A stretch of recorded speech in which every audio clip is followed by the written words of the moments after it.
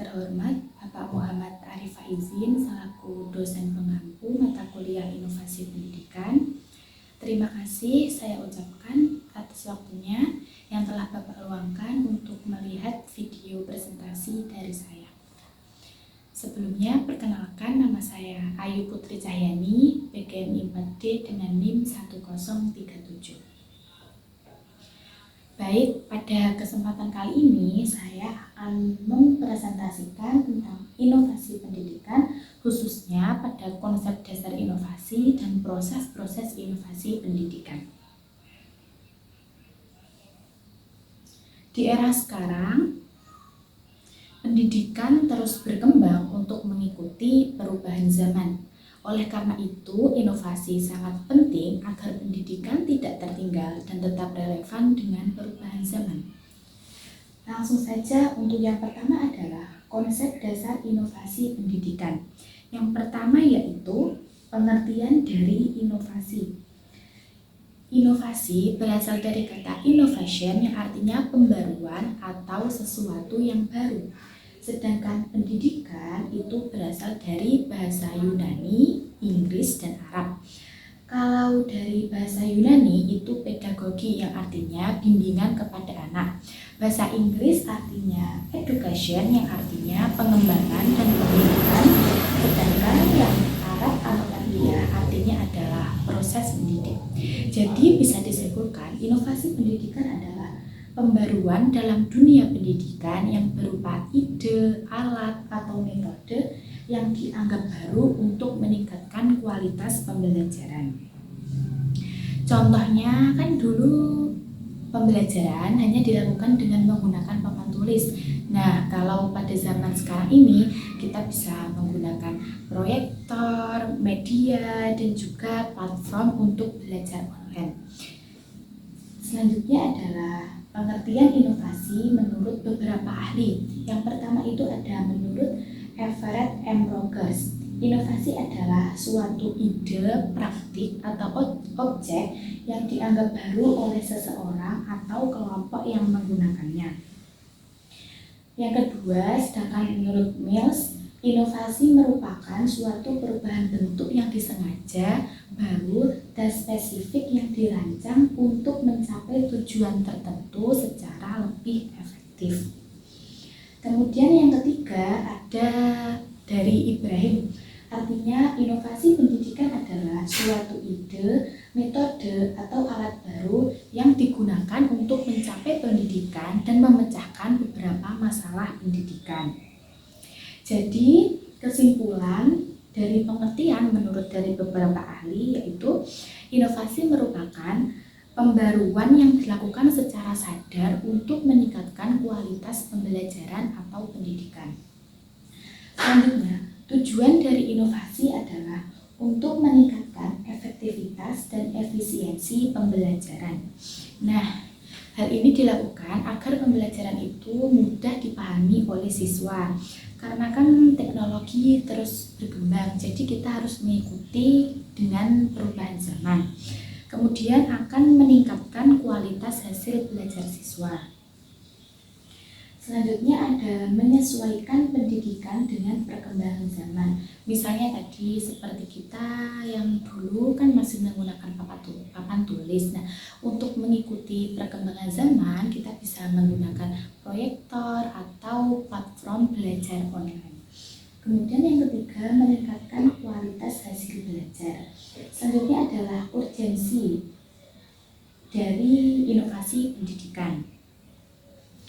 Mengapa inovasi pendidikan itu penting? Nah, karena pendidikan itu harus menyesuaikan metode, kurikulum, dan proses pembelajaran. Kemudian kebutuhan dunia kerja. Nah, jika pendidikan tidak berinovasi, maka kita akan ketinggalan zaman. Jadi, inovasi itu disesuaikan dengan dunia kerja atau dengan relevansi perubahan zaman.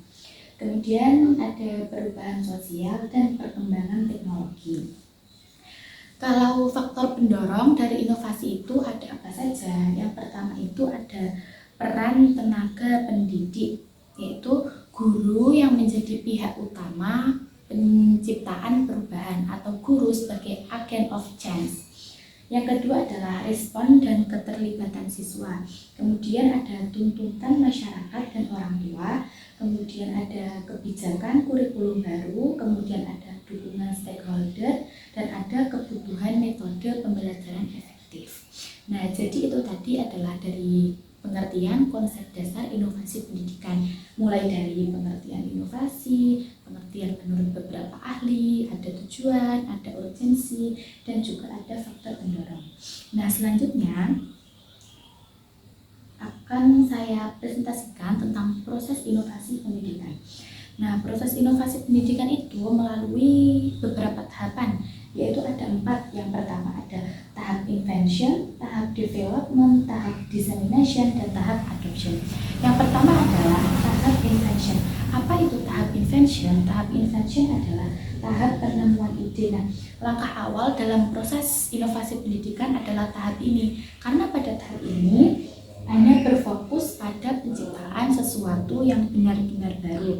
Contohnya itu guru menemukan ide baru untuk model pembelajaran yang baru misalnya.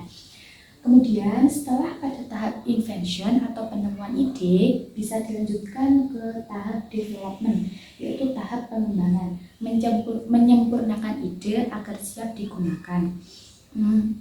Contohnya kita dari tahap invention tadi, guru menemukan ide bahwa metode pembelajaran dibuat dengan game edukasi supaya siswa itu lebih aktif dan lebih mudah untuk belajar.